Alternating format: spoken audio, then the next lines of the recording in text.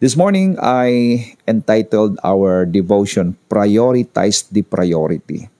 Napakarami kasi nating gagawin at ginagawa sa buhay. Ang daming nakapila. Minsan nga, iniisip natin parang hindi magkasya yung 24 hours, no? Yung iba, konti na lang ang tulog. At talagang nagkukumahog ang marami. Kapag nga ako'y nasa biyahe, nakikita kong napakaraming tao, nagmamadali po sila. They are going to and fro. Lalo-lalo na sa umaga, no? Kapag papasok po mga tao sa trabaho, ganun din sa pag-uwi. At pumunta ka sa pasyalan, ang daming tao. Pumunta ka dun sa palengke, ang daming tao. Sa mall, ang daming tao. People are going to and fro. And all of those people ay meron po silang mga nagmamadaling mga transaksyon o magmamadali na gawain sa buhay. Now, ano nga ba ang prioritize natin o priority natin sa buhay? What is priority? Well, priority is doing the right thing at the right time and the right way. Ulitin ko, when it comes to priority, doing the right thing at the right time and in the right way. Okay? Priority enables us to spend our days putting first things first in our lives. Prioritize the priority. Okay?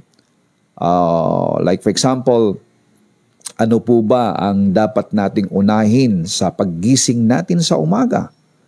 Magluto, okay? Magwalis sa loob ng tahanan, maglaba, lahat yun ay dapat na gawin.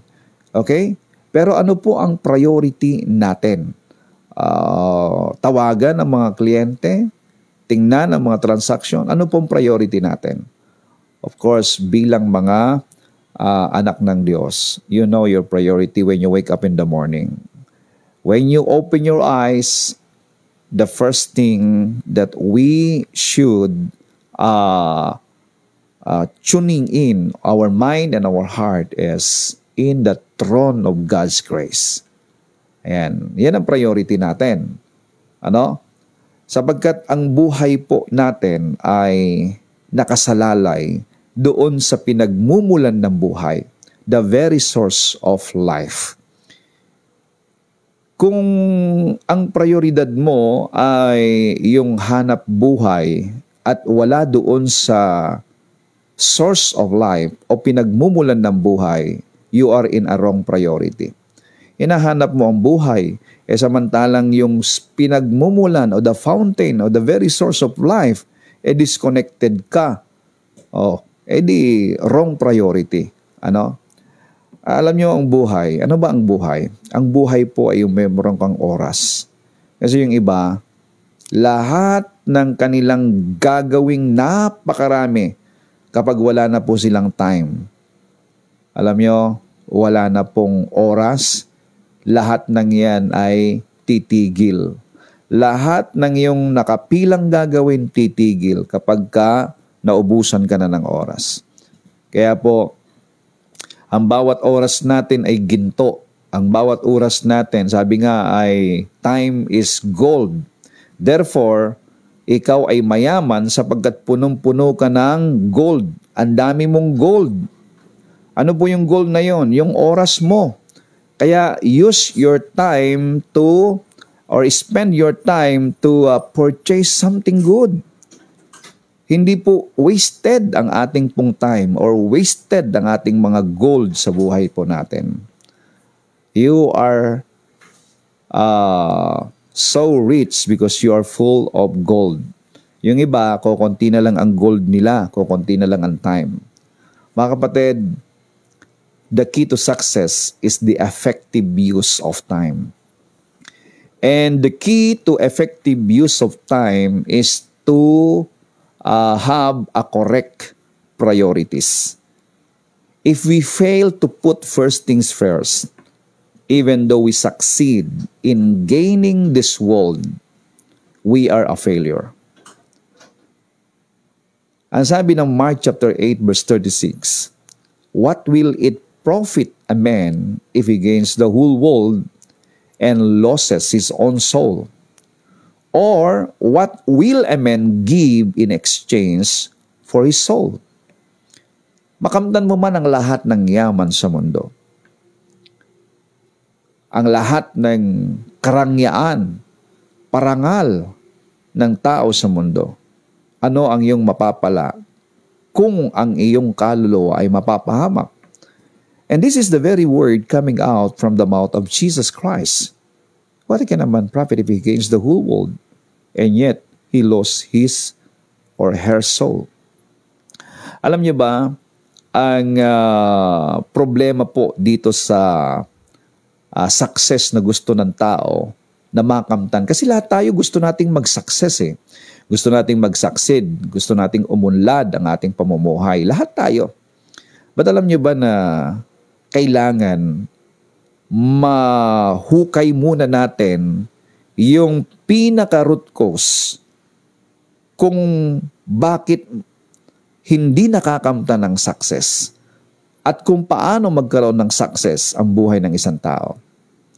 Alam niyo ba ang pinaka-problema ng tao ay hindi yung kung paano kumita ang pera. Kasi ang pera, madali lang sa mga taong may mga magagandang ideas. Magsipag ka lang, marami kang pera di ba? Pero hindi ibig sabihin na pag marami ka ng pera at naipatayo mo na lahat ng gusto mo, success ka na. Ano? The problem of man for success was the curse nung nagkasala sina Eva at Adan. Di ba doon po sa Genesis chapter 3, nung nagkasala sila po ay naisumpa. Paghihirapan nila ang lahat ng kanilang gagawin ngayon. Ang babae maghihirap sa panganganak at maghihirap din sa kanyang asawa. Ang lalaki ay pagpapawisan niya, paghihirapan niya ang kanyang ipapakain sa kanyang pamilya. That is the curse of sin na binitawan po doon sa Genesis chapter 3. Magiging, alam niyo, kaya hindi nagkakaroon ng success. Unang-una, napawali ang tao sa Diyos. But alam niyo, there is good news. Do you want to hear the good news? The good news is this. Galatians chapter 3 verse 13 says, Christ redeemed us from the curse. Wow, glory, hallelujah.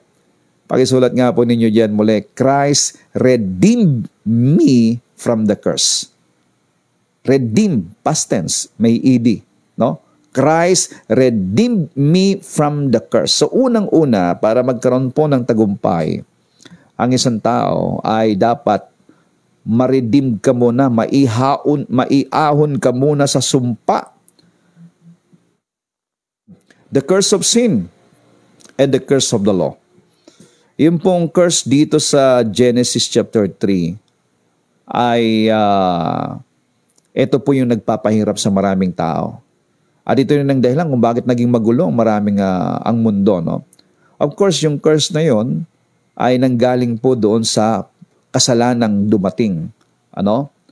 At ang mabuting balita sa atin ngayon, Christ redeemed us from the curse according to Galatians chapter 3 verse 13. Now, let's go to our priority. Our first priority, ano po bang prioridad ng tao according to the Bible na dapat nating lakaran?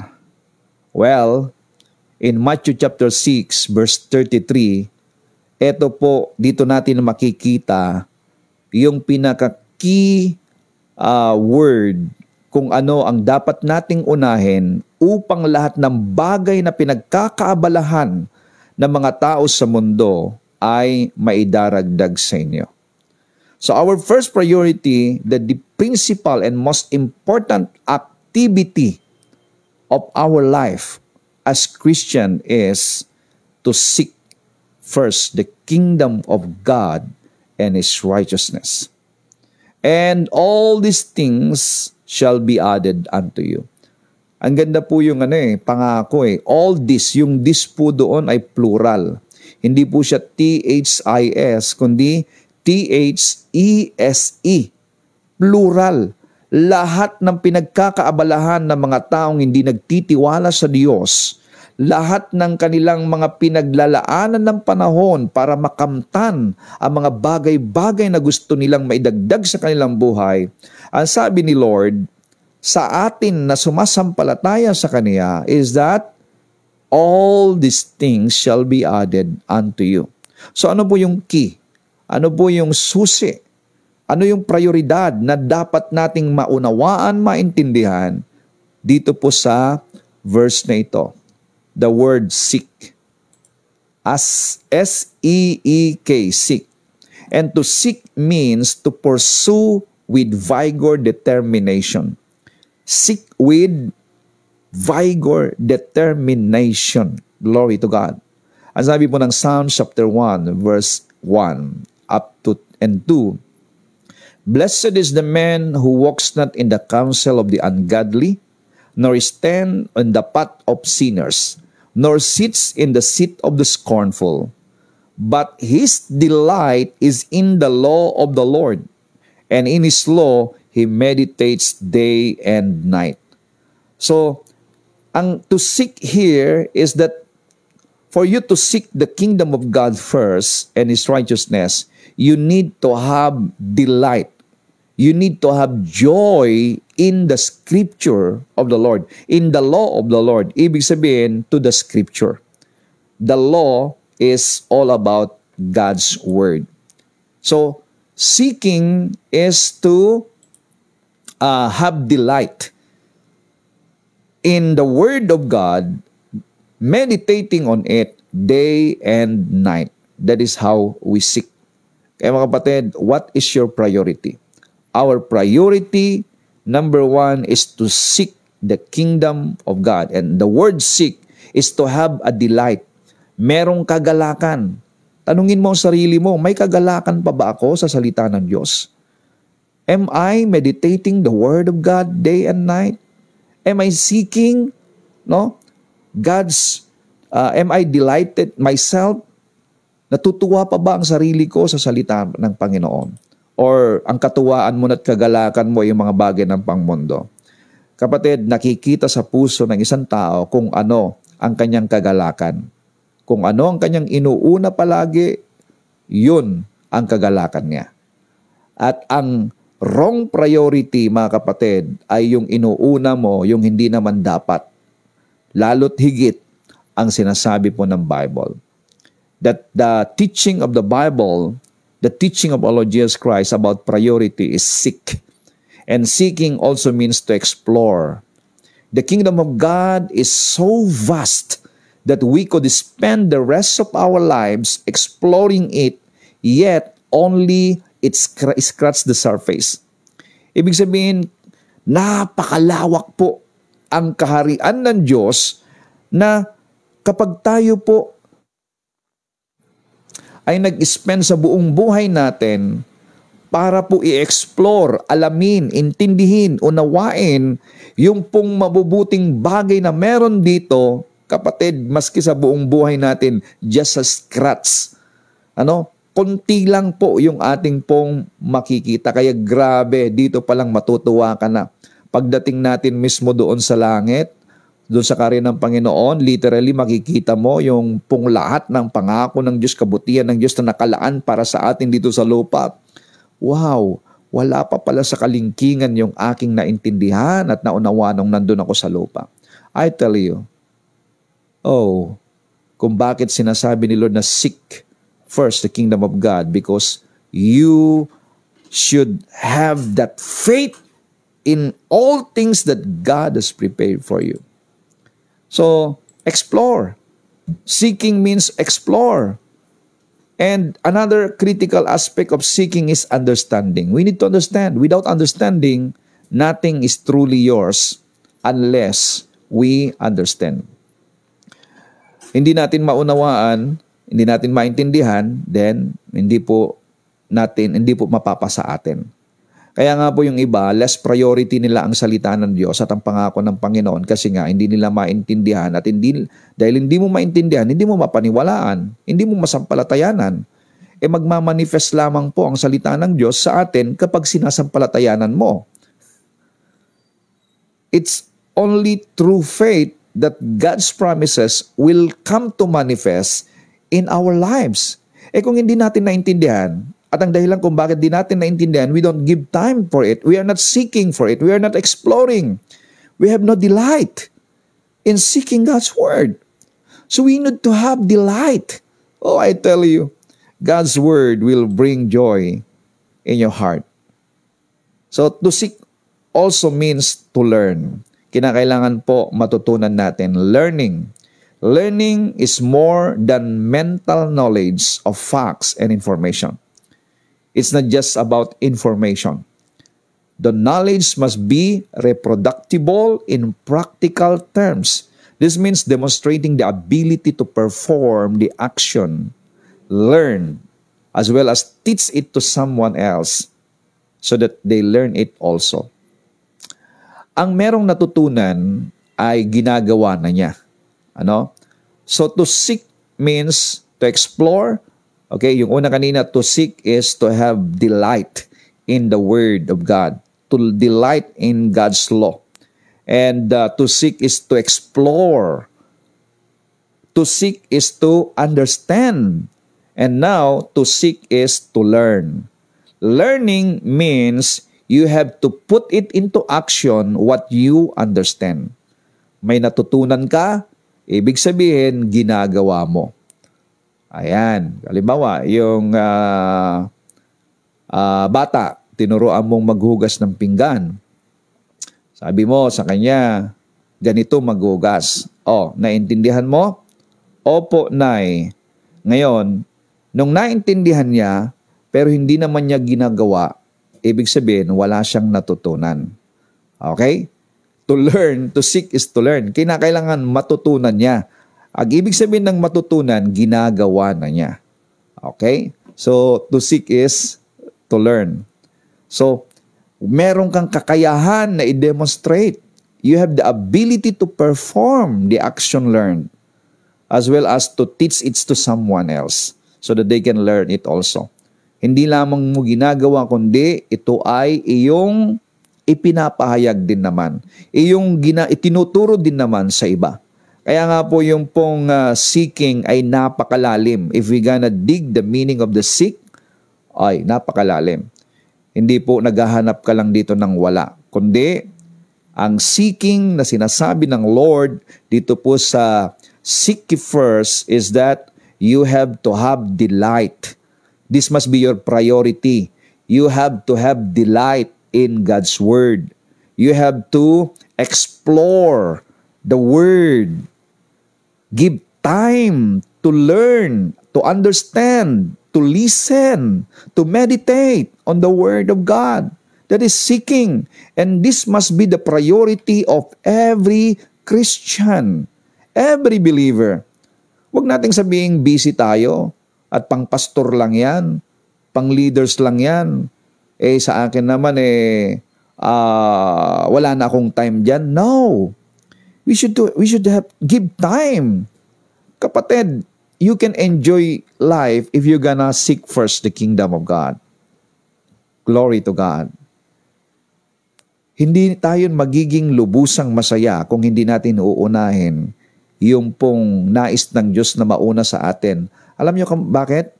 Christianity is relationship, sabi nga, di ba? Naririnig natin palagi yon. Christianity is relationship. Well, if we believe that Christianity is relationship, ibig sabihin, you must enjoy relationship with God. Enjoy your time with the Lord. So that in everything you do, sa inyong negosyo, sa lahat ng ginagawa mo, you are enjoying it. Dahil kung hindi ka nag-e-enjoy kay God sa iyong relasyon sa Panginoon, sa iyong pagiging Kristiyano, kapatid, papasukan ka ng napakarami pong mga negative emotion na galing sa mundo. All evil desires comes from the world. The spirit of greediness, the spirit of anger, the spirit of selfishness, the spirit of, pride, the spirit of controlling, the spirit of, ang dami pong espiritu sa mundo. Na kapag hindi ka muna naka-tune in, naka-establish doon sa presence ni Lord, hindi mo naging kagalakan mo ng salita ng Diyos, then papasukan ka ng iba. Oy, grabe, daming competition sa mundo. Kaya yan ang nais ng Lord. Kasi kung babasahin niyo yung Matthew chapter 6, doon sa bandang taas, bago dumating sa 33, yung mga pagano, ibig sabihin yung mga taong hindi nagtitiwala sa Diyos, inuubos nila at nilulustay nila ang kanilang time sa mga bagay sa mundo, seeking for something in this world. Pero sabi ni Lord, seek ye first. Seek first the kingdom of God. So, to seek is to have that determination to explore the kingdom of God. Now, this is our divine priority. Our divine priority is first, the seeking first, the kingdom of God.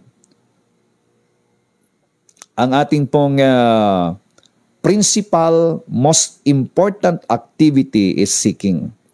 And our divine priority is the word first.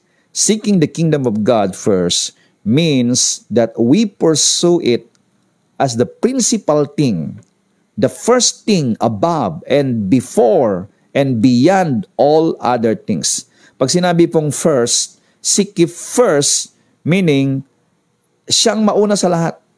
We pursue it as the principal thing, the first thing above and before and beyond all other things.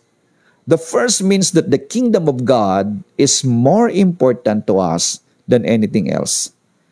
Nung sinabi ng Panginoon na seek ye first, meaning this kingdom, this kingship, this relationship, this world, this spiritual kingdom that we are in is more important to us than anything else in this world. It means that we place the highest value of all and stand ready to sacrifice anything and everything else for its sakes. Yan po ang putting first God's first. Ano? Handa kang isakripisyo ang lahat. No?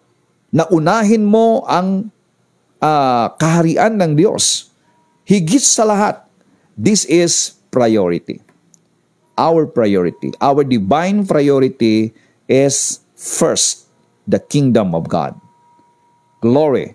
We place highest value of all and stand ready to sacrifice.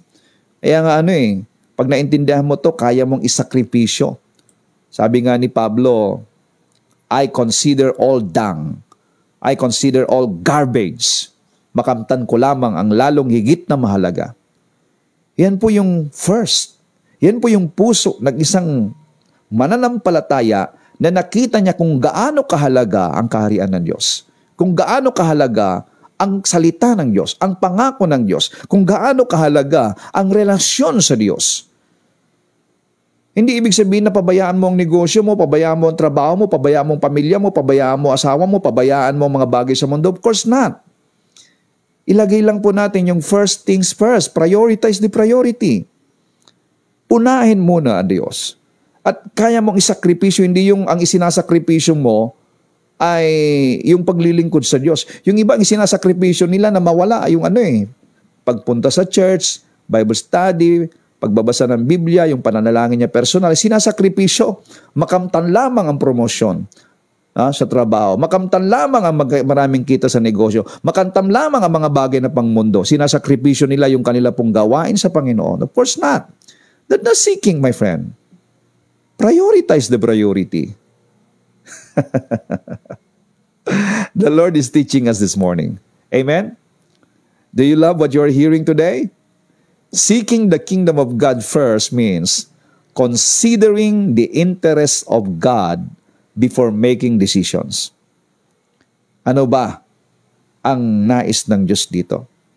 Okay? Maapektuhan ba yung paglilingkod ko dito sa gagawin ko? Maapektuhan ba ang paglilingkod ko dito sa decision kong ito? So seeking first the kingdom of God, considering the interests of God. Alam nyo, kapatid, paniwalaan natin yung pangako ng Panginoon. That if you're gonna seek first the kingdom of God, ano po ang pangako ng Diyos? All these things shall be added unto you. Oh, hindi ka malulugi. Ang problema, kapag hindi ka magtitiwala, ay hindi mo magagawa ito.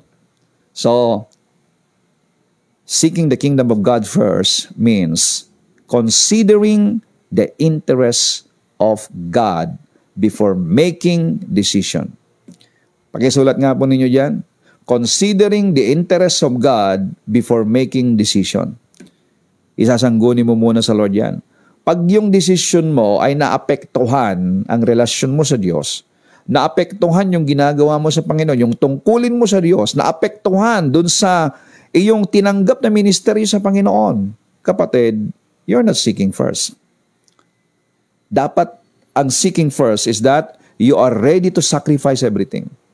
Isasakripisyo mo yan. Is this in line with the will of my King? Yan po ang tanong if we are making decision. When Jesus said we are to seek first the kingdom of God, He was telling us to seek first the ownership of God over ourselves and everything we have in life. Kailangan ay we're gonna seek the ownership of God over ourselves and everything we have in life. Yung talent mo, yung property mo, everything, you have to seek the ownership of God. Siya nagmamayari sa'yo. Glory to the name of Jesus. So when we seek first the kingdom of God, we are seeking His love to be extended over the entire world in our private life. So, ang seeking first means we are to seek the love of God. Hindi yung hinahanap natin ang pag-ibig ng Diyos, kundi binibigay natin ang prioridad. Una, na tayo po ay mapuspos, mag-umapaw sa pag-ibig ng Diyos araw-araw, upang nang sa ganon, sa lahat ng ating gagawin, mula sa ating pong private life, sa ating pong negosyo, sa ating pamilya, sa ating trabaho, ay dadaloy ang pag-ibig na mula sa Diyos patungo sa lahat ng ating mga ginagawa sa buhay.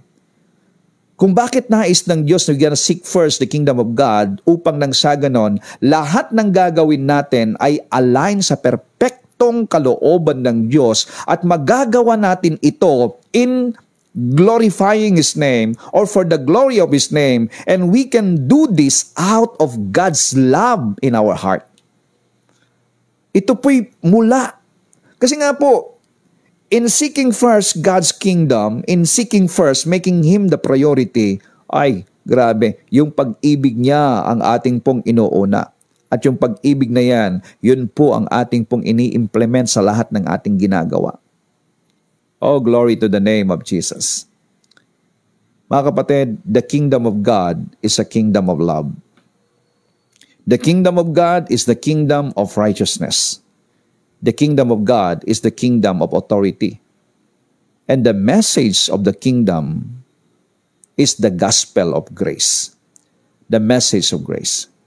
Kaya, nais ng Diyos na we're gonna seek first. This must be our priority.